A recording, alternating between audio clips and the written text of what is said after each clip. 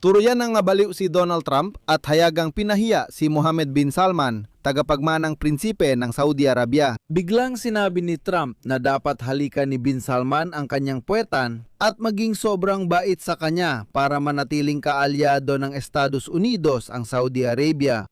Ipinagyabang ni Trump na 1 taon nang sinusubukang magustuhan siya ni Prinsipe bin Salman at siya lang daw ang nag-angat sa Saudi Arabia mula sa pagkawasak na ayon kay Trump ay wasak pa ito 1 taon lang ang nakalipas. Nagbigay ng pahayag si Trump tungkol sa pandaigdigang seguridad at gastos sa mga base militar ng Amerika sa ibang bansa. At ang pangunahing punto ni Trump ay kung wala ang proteksyon ng Estados Unidos, hindi raw tatagal ng kahit 1 linggo ang Saudi Arabia ngayon at ang tagapagmanang prinsipe ayon sa kanya ay lubos na nakakaunawa nito. Kaya't obligado raw, pasensya na, halikan ang puwet ni Trump. Sa episode na ito, tatalakayin natin hindi lang ang iskandalo mismo, kundi kung paano ito maaring makaapekto sa relasyon ng dalawang bansa, lalo na kung isa sa alang-alang ang ugali ni Mohammed bin Salman. Ang pangalan ko ay Alexi Pechi. Tara't pag-usapan natin ang paksang ito. Pero bago tayo magsimula sa episode na ito, hinihiling ko ang inyong suporta sa channel na ito sa YouTube. Maaari ninyong gawin ito sa pamamagitan ng pag-subscribe, pag-donate o pagiging sponsor sa YouTube. Makikita ang lahat ng link at detalye sa video description. Sa dulo ng episode, kung sa tingin ninyo mahalaga ang impormasyong ito, maaari ninyong suportahan pati pinansyal ang channel na ito at ako'y lubos na magpapasalamat. Huwag ding kalimutang mag-subscribe sa Telegram channel kong Pechi News. Nasa description ang link. Hindi ko inakala na mangyayari ito. Hindi niya in-expect na hahalikan niya ang puwet ko. Akala niya magiging ordinaryong Amerikanong presidenteng talunan at pabagsak ang bansa. Ngayon kailangan na niya maging mabait sa akin. Sabihin mo sa kanya na mas mabuting maging mabait siya sa akin. Kailangan niyang maging ganon. Sa isang investment forum, binigyang diin ni Trump ang magandang relasyon niya kay Mohammed bin Salman, ngunit agad niyang inilipat ang usapan sa pampublikong pambabastos. Naalala ni Trump na noong bumisita siya sa Saudi Arabia noong tagsibol ng 2025 lagi, raw hinahawakan ng prinsipe ng Saudi na si bin Salman ang kanyang kamay at aniya sa tingin niya gusto siya nito. Sinabi ni Trump na noong 1 taon lang ang Saudi Arabia ay ayon sa kanya isang patay na bansa noon, pero ngayon ito na ang pinakamainit sa buong mundo. Ewan ko lang pero ganito siguro sasagutin ng Riyadh si Trump. Sa totoo lang, 1 taon lang ang nakalipas, hindi naman talaga patay o nahuhuli ang Saudi Arabia. Hindi totoo yon. Sa huli, ayon kay Trump, hindi raw inakala ni Prinsip Salman na mangyayari talaga ang digmaan laban sa Iran. Hindi niya inasahan na kailangan niyang halikan ng aking puwet. Akala niya, talunang Amerikanong presidente ulit ang mauupo at babagsak ang bansa. Pero ngayon, kailangan niyang maging mabait sa akin. Sa kabila ng pampublikong pang-insulto, may mahalagang nakatago. Sa totoo lang, siningil ni Trump ang Riyadh na sinasabing ang pinakamayayamang bansa sa mundo ay dapat na magbayad para sa proteksyong panseguridad ng Amerika na ito ayon sa kanilang kita. Itinuturing ng maraming eksperto itong pahayag bilang pampublikong kahihiyan. Наследного принца. Sa huli, mahalaga para kay Mohammed bin Salman ang soberanya at kakayahan ng kaharian na tiyakin ang sariling depensa ng walang panlabas na suporta upang maipakita ang Saudi Arabia bilang isang independenteng pandaigdigang bansa. Begin! Tama ka ayon sa sarili mong estratehiya. Sa Vision 2030, ang mga ganitong pahayag mula kay Trump ay lubang masakit. Mas delikado ang pahiwatig ni Trump na dapat sundin ni bin Salman ang utos ng Amerikanong presidente para umunlad ang bansa at makuha ang proteksyon ng Estados Unidos. Tinitiyak ni Trump na inasahan ni bin Salman ang pagkabigo ng US sa digmaan, pero hindi ito nangyari. Diretsahang sinabi ni Trump na hindi nasukat ni Mohammed bin Salman ang kanyang lakas. Ngayon, ang kabayaran sa pagkakamaling ito ay ang hayagang pag-amin na nakadepende sila sa kagustuhan ng White House. Mahalagang banggitin ang lohika ng pag-iisip sa Washington dahil maaaring iba ito sa atin. Ang Saudi Arabia na taon-taon ay tinutulak ang Estados Unidos sa digmaan laban sa Tehran ay napunta rin sa bitag sa huli. Kapag ang pangunahing kaaway sa rehiyon, ibig sabihin ang Iran, ay maaaring wasakin, nawawala sa Saudi Arabia ang natatangin nitong halaga bilang isang kuta laban sa ekspansyong Persiano.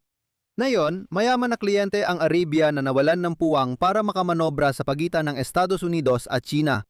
Diretsahang sinabi ni Trump na hindi inakala ni Bin Salman na agad mangyayari ang digmaan at ngayon wala na siyang alternatibo. Alinman sa lubos na katapatan sa Washington o siya ay maiiwang mag-isa sa kaguluhang ito sa reyon. Maaring basta umalis si Trump, ideklarang tapos na ang digmaan at nagwagi siya at iwan ang mga problema sa mga regional na manlalaro, lalo na sa Saudi Arabia.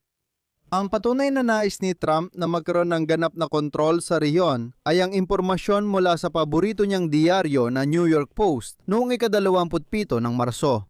Ayon sa pahayagan, balak ni Trump palitan ang pangalan ng kipot ng Hormuz bilang parangal sa sarili niya matapos makuha ang kontrol militar dito. Ang pasang ito ay tuluyang ginagawang sona ng mga interes ng Amerika ang Persian Gulf. Ang Saudi Arabia na umaasa sa pag-export ng langis sa kipot na ito ay mawawalan ng soberanya sa teritorial nilang tubig sa ganitong sitwasyon. Agad mapipigilan ang anumang pagsubok ni Riyadh sa pagiging independyente dahil ipapaalala ni Trump na mapipilitan na namang humalik sa puwit ang prinsipe. Para sa Pangulo ng Estados Unidos, para makalabas ang mga tanker nila sa dagat dahil magiging kipot na ni Donald Trump iyon. Alam mo nga ang lohika. Hayagang ipinakita ni Trump na hindi niya itinuturing na dakilang tao si Bin Salman, kundi mas, kung gusto mo, isang masuwerte lang na tagapagmana na ang katayuan ay nakasalalay lang sa mga bayoneta ng Amerika. At dito mahalagang banggitin na ang sinabi ni Trump na kissing my ass o halika ng aking puwet ay nagdudulot ng hindi na maibabalik na pinsala sa awtoridad ng prinsipe. Sa rehiyon kung saan ang konsepto ng personal na dangal ng isang leader ay napakahalaga. Siyempre, maaari itong magdulot ng matinding hindi pagkakasya sa loob ng mga elite ng Saudi na hindi sanay sa ganitong kabastusan mula sa isang kaalyado. Pasensya na, pero gitnang silangan pa rin ito. Sabi nila, masayang usapin ang silangan, pero biglang sinabi ni Trump, hahalikan ng prinsipe ang aking puwit. Sa kabilang banda, siyempre, kakaunti lang ang nakakapansin na pinalitan talaga ni Trump ang tinatawag na kasunduan sa langis noong 1900 at 45 ng dikta ng puwersa. Hindi na siya interesado makipagkasundo sa mga Saudi, gusto niya magdikta ng kondisyon at presyo. Ipapaliwanag ko ito para sa mga hindi nakakaalam.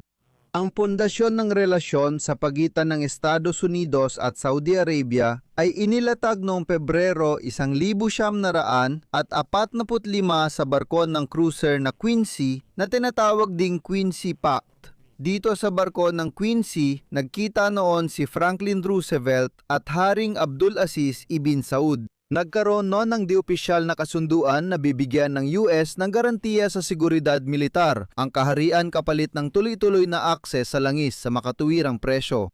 Madalas ipagmalaki ni Trump na hindi na umaasa ang Estados Unidos sa langis ng Saudi Arabia na nagdulot ng malaking pagbabago sa sitwasyon.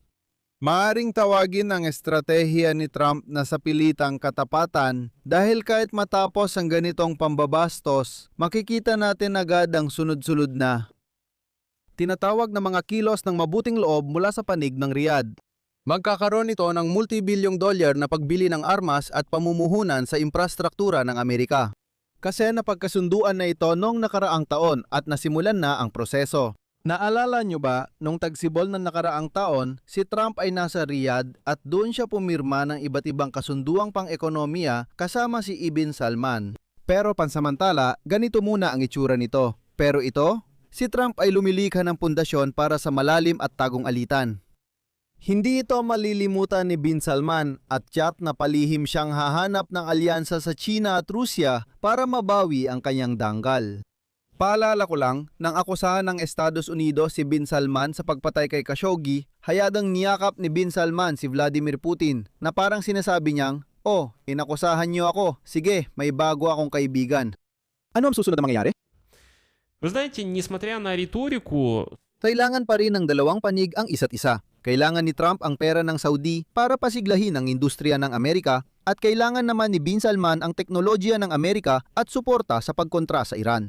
Malamang na balewalain muna ng Riyadh ang mga sinabi ni Trump sa opisyal na antas. Pero ang patuloy na presyon at pampublikong pang-iinsulto ay maaaring magtulak sa Riyadh na bumili, halimbawa, ng mga sistemang pangdepensa sa impapawid ng China at mga balistikong misil ng China.